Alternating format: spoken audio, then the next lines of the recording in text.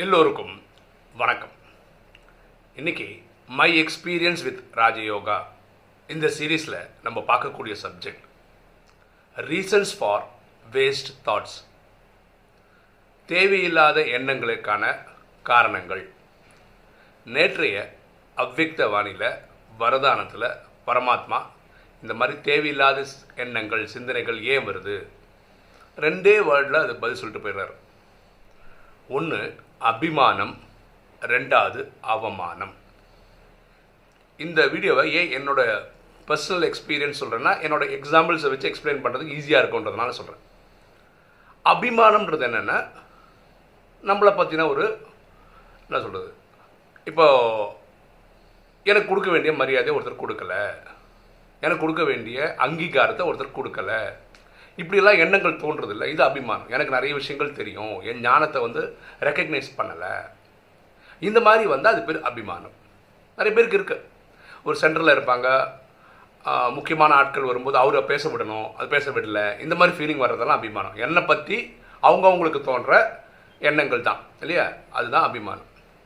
ஆக்சுவலாக இது அபிமானம்னு எடுக்கும்போது இதை நான் என்றைக்கோ ஜெயிச்சிருக்கேன்னு எனக்கு பர்சனலாக தோணுது. ஆனால் இது எப்போ ஜெயித்தேன் அப்படின்னு நான் யோசித்து பார்த்தா, நான் இன்ஜினியரிங் படிக்கும்போது, நான் ஃபஸ்ட் இயர் செகண்ட், நான் இன்ஜினியரிங் கம்ப்யூட்டர் சயின்ஸில் பண்ணேன். ஆர்எஸ்எஸில் சக்தி சங்கமம் அப்படின்னு ஒரு நிகழ்ச்சி நடத்துவாங்க.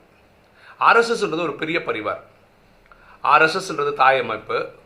அப்புறம் ஒவ்வொன்றுக்கும் அரசியலுக்கு பிஜேபின்னு இருக்குது, மாணவர்களுக்கு ஏபிவிபின்னு இருக்குது, தொழிலாளர்களுக்கு பிஎம்எஸ்ன்னு இருக்குது, பாரதிய மஸ்தூர் சங்கன்னு இருக்குது, இப்படி ஒவ்வொருத்தரும், விவசாயிகளுக்கு கிசான் சங்கன்னு ஒன்று இருக்குது, அப்படி இருக்குது. இப்படி எத்தனை பரிவார் இருக்குன்னு தெரிஞ்சுக்கிற நாள் தான் அந்த சக்தி சங்கமம். அன்றைக்கி இன்ஜினியரிங் படிக்கிற ஸ்டூடெண்ட்டாக இருக்கும்போது நானும் அந்த நிகழ்ச்சியை பார்க்குறதுக்கு, ஆர்எஸ்எஸ்னால் என்ன தெரிஞ்சுக்கிறதுக்கு, நான் சின்ன வயசுலேருந்து இருக்கேன், இருந்தாலும் அந்த நிகழ்ச்சியில் கலந்துக்கிறதுக்காக போனேன். அப்போது ஒரு ரூமில் ஒரு வயசானவர் வெறும் ஒரு ஒயிட் பனியன் மாட்டிக்கிட்டு அது போட்டிருக்காரு, ஒரு வேஷ்டி கட்டியிருக்கிறாரு, ரொம்ப அழுக்காக இருந்தது ட்ரெஸ்ஸு. அவர் தான் உட்காந்துருக்கார். அப்போது அந்த ரூம்குள்ளே ஒரு 10-20 பேர் போகிறோம், அதில் நானும் ஒருத்தன். அப்போது ஒவ்வொருத்தரை கேட்குறேன், நீ யார் நீ யார் நீ யாருன்னு சொல்லும்போது, என் டேர்ன் வரும்போது, அப்போ தான் நான் ஃபஸ்ட் இயர் செகண்ட் இயர் படிச்சுட்ருக்கேன். நான் இன்ஜினியரிங் படிக்கிறது மெரிட்டில் கிடச்சிது. எனக்கு எம்பிசியில் மேக்ஸ் ஃபிசிக்ஸ் கெமிஸ்ட்ரியில் 94% மேலே மார்க் இருந்தது. மெரிட்டில் தான் நான் சீட்டு வாங்கினேன். அப்போ கேட்கும்போது நான் நான் இன்ஜினியரிங் ஸ்டூடெண்ட்டு, கம்ப்யூட்டர் சயின்ஸ் படிக்கிறேன் அப்படின்னு கொஞ்சம் என்ன சொல்கிறது, அபிமானத்தோடு சொன்னேன். அதை பார்த்துட்டு ஒரு சிரிக்கிறார், கம்ப்யூட்டர் இன்ஜினியர், ஆஹாஹான்னு சிரிச்சாரா. எனக்கு என்னை அவமானப்படுத்துகிற மாதிரி எனக்கு தோணுச்சு. உடனே அந்த ரூம் விட்டு வெளியே வந்துட்டேன். அப்போ என்னை கூட்டிகிட்டு போனவருக்கு, அவருக்கு ஒரு தர்ம சங்கடமாகி அவர் எங்கிட்ட பேசுகிறேன், என்னப்பா பேசிட்டே இருக்கும் இடையில வந்துட்டேன். அவருக்கு என்ன தெரியும் கம்ப்யூட்டர் சயின்ஸை பற்றி, நான் மெரிட்டில் படிச்சிருக்கேன், நான் காசு கொடுத்தலாம் சேரலை. அவருக்கு ஹாஹான்னு சிரிக்க எல்லோரும் சிரிச்சிட்டாங்க அந்த ரூமில். இல்லைப்பா நீ தப்பாக நினச்சிட்ட, அவர் ஜாலியாக தான் சிரித்தார், உன்னை அவமானப்படுத்தணும் சிரிக்கலை. இல்லை அவர் என்ன ஒரு பிச்சைக்கார மாதிரி இருக்கார், வேஷ்டி சட்டை இந்த மாதிரி பனியன் போட்டு, இவருக்கு என்ன படிப்பு வாசனை பற்றி தெரியும், படிக்கிறவங்களுக்கு தான் தெரியும் அதோட படிப்பு மதிப்பெண். அப்போ அவர் கேட்டார், அவர் என்ன படிச்சிருப்பார் உனக்கு தெரியுமான்னு கேட்டார். நான் சொன்னேன், என்ன படிச்சிருப்பார், ஒரு ஸ்கூல் பக்கமே ஒதுங்கி இருக்க மாட்டார், பார்த்தாவே தெரியுது என்ன. அவர் சொன்னார், அவர் எம்டெக் பிஹெச்டி ரெண்டுமே கோல்டு மெடலு ஐடியில் தான் பண்ணியிருக்கிறாருன்னா. நான் சொன்னேன், நம்பவே மாட்டேன், நான் படித்தவங்க நான் ரெக்கக்னைஸ் பண்ணுவாங்கல்ல அப்படின்னு. வரியா நம்ம போய் கேட்டு பார்க்கலாம் வரியான்னா. சரி வா, எனக்கு ஒரு டவுட் இல்லை, வாங்கன்னு நேரம் உள்ளே போனேன். அப்போ அவர்கிட்ட அவர் சொல்கிறார், உங்களை நீங்கள் படிச்சிருக்கீங்கன்னே நான் நம்ப மாட்டுறாரு அப்படின்னு. அவர் சொன்னார், அப்போ எம்டெக் பிஹெச்டி போர்டு போட்டு சுத்தணும் போல இருக்குல்ல அப்படின்னாரு. அப்போ தான் எனக்கு செவில் அரைஞ்ச மாதிரி இருந்தது. நம்ம வெறும் இன்ஜினியரிங் படிக்கிறோம், அதுவும் ஃபஸ்ட் இயர் படிக்கிறோம், அது நான் டூ காலேஜில் படித்தேன். அப்போ நமக்கு அவருக்கே அபிமானம் இல்லை, தான் படிச்சிருக்கோம், அதுவும் எம்டெக்கு, அதுவும் பிஹெச்டி ரெண்டும் ஐஐடியில் படிச்சிருக்கிறாரு. அதுக்கு எந்த அபிமானமும் இல்லை, எந்த அகங்காரமும் இல்லை, ரொம்ப சிம்பிளாக இருக்கார். ஒரு துறவிமர். அவர் நாட்டுக்காகவே ஃபுல் டைம் பிரச்சாரக்காக இருந்தார், தமிழ்நாட்டுக்கு பிராந்த பிரச்சாரம். பிராந்தம்னா மாநில அளவுக்கு. இப்போ ஆல் இண்டியா லெவலில் இருக்கிறாரு. அவர் பேர் HS கோவிந்தான்னு பேர். அன்னைக்கு தான் என்னோடய அபிமானம் குறைஞ்சது. நீங்கள் என்னோட எந்த ஒரு வெப்பேஜ்லேயோ என்னோட எந்த சைட்லேயும் போனீங்கனாலும் நான் என்னோடய டிகிரி பக்கத்தில் போட்டு பார்க்கவே மாட்டீங்க. நீங்கள் டிகிரி படிச்சிருக்கேன், அவ்வளோதான். அந்த டிகிரினால் எனக்கு ஒரு பேர் வரக்கூடாதுன்னு அன்றைக்கி தான் நான் முடிவு பண்ணேன். என் பேர் பிரேமானந்த நாராயணன், அவ்வளோதான்.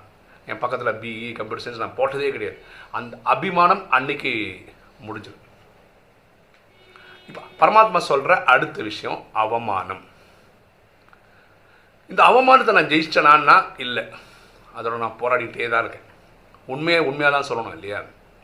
எனக்கு அதிகமான அவமானங்கள் எப்போ ஏற்படுதுன்னா இந்த கிரெடிட் கார்டு பேமெண்ட்ஸில் வருது. கிட்டத்தட்ட 10 வருஷமாக அதை நான் போராடிட்டு இருக்கேன். திருப்பி கட்டுறதுக்காக நான் பெரிய பெரிய பிஸ்னஸ்லாம் பண்ணுறேன். ஏதோ ஒரு காரணங்களுக்காக பக்கத்தில் வருது மிஸ் ஆகிடுது, பிஸ்னஸ் முடிய மாட்டேறது. முடிஞ்சிருந்தால் கூப்பிட்டு வச்சு எல்லாருக்கும் கொடுத்துடலாம், அது முடிய மாட்டேறது. பேங்க்கும் அவங்க கோஆப்ரேஷனில் எனக்கு தெரிஞ்சு ஃபார் எக்ஸாம்பிள் நான் ஒரு கார்டுக்கு வந்து 1 லட்ச ரூபா தரணும்னு வச்சுக்கோங்களேன். அவங்க வேவர்லாம் கொடுத்தா கூட ஃபார் எக்ஸாம்பிள் ஒரு நீங்கள் 60,000 கெட்டுங்கன்னு சொன்னால் கூட அவங்க ஒரே ஷாட்டில் இல்லை 2 ஷாட்டில் பே பண்ண சொல்கிறாங்க. அது என்னால் முடியவே முடியல. அவங்க நல்ல ஒரு வேவர் கொடுத்து ஒரு 12 மாதம் இல்லை 2 வருஷம் கெட்டுற மாதிரி கொடுத்தாங்கன்னு வச்சுக்கோங்களேன், 2000 3000 என்னால் மேக்ஸிமம் அவ்வளோதான் தர முடியும். ஏன்னா மாதம் வர்ற வருமானமே அவ்வளோதான் வருது. அது அவங்க புரிஞ்சுக்கிறதும் கிடையாது. ஆக்சுவலாக உங்களுக்கு கிரெடிட் கார்டு ப்ராப்ளம் தெரியாதவங்களுக்கு சொல்கிறேன், கிரெடிட் கார்டுக்காக உங்களை கேட்டு வர்றவங்க அந்த பேங்க்ஸ் கிடையாது. ஆக்சுவலாக அது ஒரு ஏஜென்சி தான் கூப்பிட்டு வந்து கேட்குறாங்க. இந்த ஏஜென்சிக்காரங்க ஃபோன் பண்ணால் நம்ம விளக்கம் கொடுத்தா அதை விட்டுருவாங்களான்னா கிடையவே கிடையாது. காலம்பரம் ஒரு 10 மணிக்கு கால் வந்து அப்போ திருப்பி 11 மணிக்கு வரும், 12 மணிக்கு வரும், 13 அந்த மாதிரி ஒரு டைம் வந்துகிட்டே தான் இருக்குது. டெய்லி தான் வருது. அது அவங்க ட்ரெண்டாக வச்சுருக்காங்க. அதாவது நீங்கள் கெட்டி முடிக்கிற வரைக்கும் விட்றதில்லை. நான் கிட்டத்தட்ட 60 லட்ச ரூபாவில் 20-30 லட்ச ரூபா வரைக்கும் நான் கட்டி முடிச்சிட்டேன். எப்படியோ கட்டி முடிச்சிட்டேன். இந்த பேங்க்குக்காரங்களை பாருங்களேன், இது தெரிஞ்சுக்கிறதுக்காக சொல்கிறேன். ஒருவேளை நீங்கள் ஒரு கார் லோன் வாங்கியிருந்தீங்கன்னு வச்சுக்கோங்களேன், நீங்கள் காரை சரண்டர் பண்ணிட்டீங்கன்னா அந்த லோன் கதை முடிஞ்சிச்சு. அதாவது அந்த பொருள் வச்சுருக்கீங்க, அதனால் அதில் எடுத்துகிட்டு போயிடுவான். வீடு கட்டியிருக்கீங்க, வீட்டு லோன் கட்டினா வீடு எடுத்துகிட்டு போயிடுவான். இந்த கிரெடிட் கார்டு லோனு வந்து என்னென்னா உங்களை நம்பி கொடுத்துருக்காங்க, அவ்வளோதான். நம்ம திருப்பி கொடுக்கணும். இதுக்கு ஒரு வழி இருக்குது. நான் இவங்ககிட்ட தப்பிக்கிறதுக்குன்னா நானும் கோர்ட்டுக்கு போகணும், இவங்க தொந்தரவு தாங்கலை அப்படின்னு சொல்லணும். இது என் மனசாட்சி இடம் கொடுக்கறது கிடையாது. ஏன்னா நான் கை நீட்டி வாங்கியிருக்கேன், நான் கொடுத்தாகணும். இதனால் நான் கோர்ட்டுக்கு போகவே மாட்டேன். ஏன்னா நான் வாங்கியிருக்கிறத கொடுக்கணும். அதுக்கு வழியை பார்க்கலாமே தவிர இந்த கோர்ட்டு வாசல்லாம் சரியான மெத்தடாக எனக்கு தோணலை, அது நான் பண்ணலை. ரெண்டாவது, இது எந்த அளவுக்கு கரெக்டுன்னு எனக்கு தெரியல. நான் ஒரு பேங்க்குக்கிட்ட வாங்கியிருந்தேன், அது பேர் ஏபிஎன் ஆம்ரோன்னு ஒரு பேங்க்கு. அந்த பேங்க் இப்போ திவால் ஆயிடுச்சு. அப்படின்னா அந்த பேங்க் இப்போ கிடையாது. ஆனால் கொட்டாக் மகேந்திரான்னு ஒரு பேங்க், அதை வாங்கிட்டோம் நீங்கள் கொடுக்கணும்னு சொல்லி அவங்க இப்போ அதிகமான டார்ச்சர் எனக்கு தெரிஞ்சு கொடுக்குறவங்க அவங்க தான். நான் மீடியாலே ஏன் சொல்கிறேன்னா, நானும் அனுபவிக்கிறனோ இல்லையோ நிறைய பேர் அனுபவிக்கிறாங்க. எந்த அளவுக்கு பண்ணுவாங்கன்னா, நான் ஐஜி கூப்பிட்றேன் அப்படின்னு கால் வரும். கேட்டால் இவங்க தான் கூப்பிட்றாங்க. அந்த மாதிரி ஆக்சுவலாக புரிஞ்சுக்கங்க, ஐஜின்றது போலீஸ் ரேங்கிங்கில் பெரிய ஆஃபீஸர். அவருக்கு வந்து கிரெடிட் கார்டு பார்க்குற வேலை கிடையாது. தயவுசெய்து புரிஞ்சுக்கங்க. நான் ஒரு கோர்ட்டு ஜட்ஜு பேசுகிறேன்னு கூட கால் வந்திருக்கு எனக்கு. இது புரிஞ்சுக்கங்க, கோர்ட்டுக்கும் இது வந்து ஒரு சிவில் கேஸ் தான். இதுக்கு கோர்ட்டுக்கோ அதே ஒரு போலீஸ் ஸ்டேஷனில் போலீஸ் ஆஃபீஸர் பேசுனா கூட கால் வந்திருக்கு. போலீஸுக்கும் ஐஜிக்கும் கோர்ட்டுக்கும் இதுக்கு எந்த சம்மந்தமும் கிடையாது. இவங்க கோர்ட்டுக்கே போவாங்களான்னா போகவும் மாட்டாங்க. ஏன்னா ஒரு ஏஜென்சி வந்து ஒரு பேங்க் சார்பாக கேஸ் கொடுக்க முடியாது, கொடுக்க மாட்டாங்க. இது தெரிஞ்சுக்கோங்க. இதில் வேற ஒரு கஷ்டம் என்னென்னா, இப்போ நான் சோஷியல் மீடியாவில் இருக்கேன், நான் யூடியூப்பில் இருக்கேன், டெய்லி ஒரு வீடியோ போட்டுட்ருக்கேன், ஃபேஸ்புக்கில் இருக்கேன், ட்விட்டரில் இருக்கேன், எல்லாத்துலேயுமே இருக்கேன். இப்போ ஃபேஸ்புக்கில் நான் ஒரு வீடியோ போட்டால் அதை பார்த்து யாராவது ஆத்மாக்கள் டைப் பண்ணி ஒரு நல்லா இருக்குது அப்படின்னு கமெண்ட் போட்டாங்கன்னா, இந்த பேங்க்காரங்க என்ன பண்ணுறாங்கன்னா, இந்த பேங்க் ஏஜென்சிஸ் என்ன பண்ணுறாங்கன்னா, அவங்களுடைய ப்ரொஃபைல் வந்து ஓப்பனாக இருந்ததுன்னா அப்படின்னா அவங்க ஃபோன் நம்பர் இருந்தால் அவங்களுக்கே ஃபோன் பண்ணிடுறாங்க. இந்த மாதிரி பிரேமானந்த நாராயணன் உங்ககிட்ட இருந்து ஏதோ காசு வாங்கியிருக்காராமே, நீங்கள் உங்களுக்கு அவர் தரணுமாமே, ஏதோ ஒரு கணக்கெல்லாம் சொல்லி நீங்கள் கொடுங்கன்னு சொல்லி அவங்கக்கிட்ட பேச ஆரம்பிச்சிடறாங்க. அவங்க ஷாக் ஆகிடுறாங்க. அவங்களுக்கு யூடியூப் வீடியோ பார்த்ததோட தொடர்பை தவிர அவங்களுக்கு வேறு எந்த தொடர்பும் கிடையாது என்கிட்ட. அவங்க கஷ்டப்பட்டு நீங்கள் எப்படி என் நம்பர் கொடுக்கலாம் அப்படின்னு நம்மக்கிட்ட பேசுகிறாங்க. பியூட்டி என்னென்னா, நம்ம அந்த மாதிரி கொடுக்கவே முடியாது. எப்படி என் கடனை நீங்கள் கேட்டுங்க நம்ம யார்கிட்ட சொல்ல முடியும்? அந்த மாதிரி நான் யாருக்கிட்டையும் கேட்கல, யார்கிட்டையும் கேட்கவும் போகிறதில்ல. என் வீடியோ பார்த்த ஒரு சிங்கப்பூரில் ஒரு அம்மா 7 வயசு இருக்கும். அந்த மாதிரி தம்பி என்கிட்ட அவ்வளோ பெரிய சங்கிலி தங்கம் இருக்குது, நான் தந்துடுறேன், நகை கொடுக்குறேன், நீங்கள் கட்டிடுவீங்களான்னு. நான் சொன்னேன், வேண்டாம்மா, நீங்கள் நல்லா இருங்க, அவ்வளோதான். எனக்கு பரமாத்மா வழி கொடுப்பார். புரியுதுங்களா? இப்போ உங்களுக்கும் யாருக்காவது வந்து என்னுடைய ஃபேஸ்புக் ஃபாலோ பண்ணுறவங்களுக்கு யாருக்காவது கால் வந்ததுன்னா நான் கொடுத்து பண்ணுறது இல்லை, அவங்களோட ஸ்ட்ராட்டஜியாக ஏதாவது நம்மளை ரொம்ப அவமானப்படுத்துகிறாங்களா, அதனால் நம்ம கட்டணும்னு நினைக்கிறேன். நான் யூடியூப்லேயே சொல்கிறேன் என்னோட கஷ்டங்களெல்லாம்.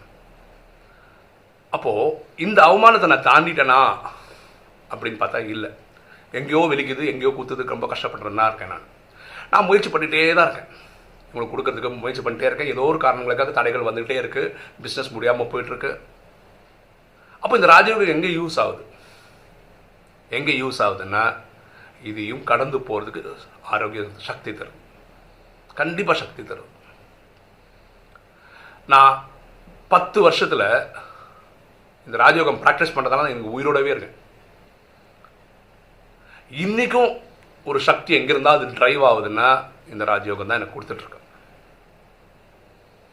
எனக்கு மனசில் வெளிக்குது, இந்த கொடுக்கலையேன்ற வெளி எனக்கு இருக்குது. அதுக்காக டெய்லி ஒர்க் பண்ணுறேன், டெய்லி பரமாத்மா கணக்கு எல்லாம் கரெக்ட். இது என்ன கர்ம கணக்கோ தெரில, இது போராடிட்டு இருக்கேன் நான்.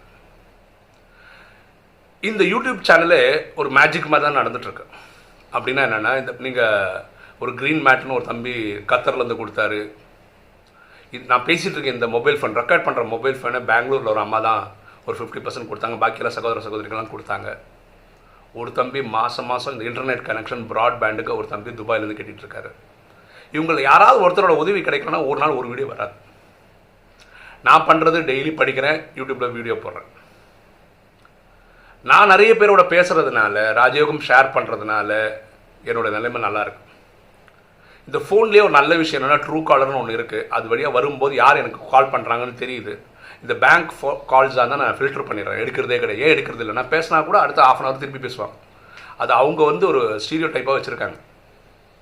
இதில் நல்ல பியூட்டி என்னென்னா, நிறைய பேர் என்னை பார்க்க வர பேங்க்காரங்க நல்ல நண்பர்களாக இருக்காங்க. அவங்க எனக்காக முடிஞ்ச ஹெல்ப் பண்ணுறாங்க. இந்த ப்ராப்ளம் எப்போ சால்வ் கொடுக்கும்போது தான் சால்வ் ஆகும். அதுக்கு நான் முயற்சி பண்ணிட்டுருக்கேன். எனக்கு கமெண்ட்ஸ்லேயே நம்ம சகோதர சகோதரிகளே சில பேர் போட்டிருக்காங்க, நீங்கள் கடனே கொடுக்காம நீங்கள் எப்படி யூடியூப்லலாம் வீடியோ போடலாம் அப்படின்னு கேட்டிருக்காங்க. அவங்களுக்கு நம்ம நிலைமை புரிஞ்சிக்க முடியல, அப்படி போடுறாங்க. அப்படி தான் நான் புரிஞ்சுக்கிறேன். ஸோ இந்த ராஜயோகம் எனக்கு பயங்கர பியூட்டிஃபுல்லாக இருக்குன்னு. அப்புறம் எப்படி ஹெல்ப் ஆகிருக்குன்னா, இதையும் தாண்டி வாழணும். இது ஒரு நாள் போயிடுங்க. ஒரு காலத்தில் இதுவும் போயிடுச்சுன்னா பிரேமானந்தன் எனக்கு எந்த ஒரு கவலையும் கிடையாது, ஆக்சுவலாக கிடையாது. வெறும் சேவை மட்டும் பண்ணிருக்கலாம். நான் உடனே மலையாளத்தில் ஒரு சேனல் ஆரம்பிச்சிடுவேன், இங்கிலீஷில் ஒரு சேனல் ஆரம்பிச்சிடுவேன். 24/7 இதே பண்ணிட்டுருப்பேன். நான் ரொம்ப சீக்கிரம் நான் வந்துடும்னு நினைக்கிறேன். அதுதான் நான் ஒர்க் பண்ணிட்டுருக்கேன். ஆனால் இந்த வேஸ்ட் தாட் கண்டிப்பாக இந்த 2 காரணங்களால் தான் வருது. ஒன்று அபிமானம், ஒன்று அவமானம். அபிமானத்தை நான் என்றைக்கோ ஜெயிச்சிட்டேன். நான் அங்கே ராஜயோகம் கற்றுக்கிறதுக்கு முன்னாடியே நான் ஆர்எஸ்எஸ்லேயே அது சரி பண்ணிட்டாங்க. எனக்கு யாராவது புகழ்ந்து ஏதாவது மெசேஜ் அனுப்பிச்சாலும் எனக்கு கண்டுக்கிறது கூட கிடையாது. நான் ஒரு தேங்க்ஸுக்கு மேலே கூட அதுக்கு மேலே அது நான் கண்டுக்கிறது கிடையாது. என்னை பொறுத்த வரைக்கும் நான் பண்ணுற சேவைக்கு யாராவது சர்டிஃபிகேட் கொடுக்கணும், அது பரமாத்மா தான். அதுக்கு கீழே வேறு யார் சொன்னாலும் நான் எடுத்துக்கிறது கிடையாது. எனக்கு அந்த பேரும் புகழும் வேண்டவே வேண்டாம். நான் பேரும் புகழ் கொஞ்ச நாள் தான் இருக்கும். அதை நான் ஜெயிச்சிட்டேன்னு தான் நான் நம்புகிறேன், சின்சியராகவும் இருக்கேன். ஆனால் அவமானமாக தான் இருக்குது. பரமாத்மா சொல்கிற உலகத்திலே அதிகமாக அவமானப்படுறது நான் தான்றார். அது கடவுள் தான். அவரை திட்டி தீர்க்காத 800 கோடி பேரும் திட்டி தான் இருக்காங்க. எனக்காக கொஞ்சம் வாங்குங்களேன்றாரு. இந்த ராஜயோக நாலேஜ் போடுறதுனாலே நிறைய பேர் நம்மளை திட்டுறாங்க. அது கூட நான் பாசிட்டிவ் எடுத்துக்கிறேன். ஏன்னா அவங்களுக்கு தெரியாது, திட்டுறாங்க, அது ஓகே. அந்த அவமானம்லாம் பெரிய விஷயமா இல்லை. இந்த பேங்க்காரங்க பண்ணுற அந்த இதெல்லாம் இருக்குது இல்லையா, டார்ச்சர் இருக்குது இல்லையா, அது கொஞ்சம் அதிகமாக தான் இருக்குது. பாவம் அவங்களுக்கு பணம் கிடச்சிச்சுல இதெல்லாம் பண்ண மாட்டாங்க. ஆனால் அவங்க எடுக்கிற ஸ்டெப்பு நானாவது பரவாயில்லைங்க, ராஜயோகம் பண்ணுறாங்க, எப்படியா வாழ்ந்துருவாங்க. சில பேர் மனம் உடைஞ்சு தற்கொலை கூட பண்ணிப்பாங்க. இது நடந்துன்னு தான் இருக்குது. ஆனால் இதுக்கு எப்போ முடிவு வரும்னு தெரியல. நான் ஒர்க் பண்ணிகிட்ருக்கேன். ஸோ வீணான எண்ணங்கள் அதிகமாக போகிறதுக்கு 2 காரணங்கள். ஒன்று அபிமானம், 2வது அவமானம். நான் அபிமானத்தை ஜெயிச்சிட்டேன், அவமானத்தை ஜெயிச்சுட்டே இருக்கேன். நீங்களும் இந்த 2யும் ஜெயிச்சிட்டிங்கன்னா இந்த வீணான எண்ணங்கள் வராது. ஓகே, இன்றைக்கி வீடியோ உங்களுக்கு பிடிச்சிருக்குன்னு நினைக்கிறேன். பிடிச்சிருங்க லைக் பண்ணுங்கள், சப்ஸ்கிரைப் பண்ணுங்கள், ஃப்ரெண்ட்ஸுக்கு சொல்லுங்கள், ஷேர் பண்ணுங்கள், கமெண்ட்ஸ் போடுங்க. தேங்க்யூ.